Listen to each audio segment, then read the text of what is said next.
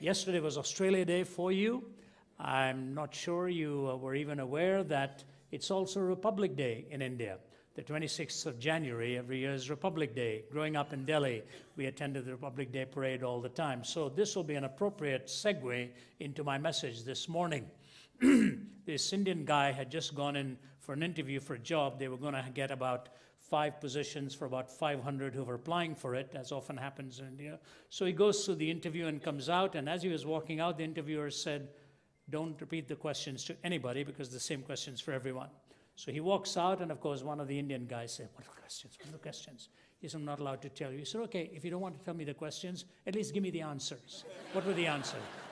So he said, well, the first answer was when the question he was actually asked was, when did India gain its independence? And his answer was that many, many things happened. There were several events that took place, all kinds of events and activities and so on. And then finally, India got its independence in 1947. So he gave him the first answer.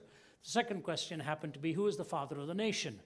And this fellow told the interviewers, you know, it's not fair to just name one person when so many others are involved in this kind of thing.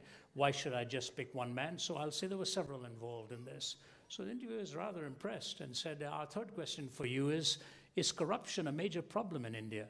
And this fellow's answer was that, you know, the matter is under study. The Prime Minister has committed a delegation to study this, and when the results are out, we'll be able to give you a more certain answer for that. So he said, oh, wow, that's pretty good. So he gave this fellow the 3 answers. Many things took place, a lot of activities, and then 1947 it all came together. Who am I to call one person father? Many were involved and so on. The matter is being studied by a Prime Minister committee. He gave him the 3 answers. So the fellow walks in, and the interviewer is going through his form. He says, you know, this is not complete. What is your date of birth? He says, actually, many activities took place long before, and there were a lot of things that went on and on, but it all finally came together in 1947. He said, what is your father's name?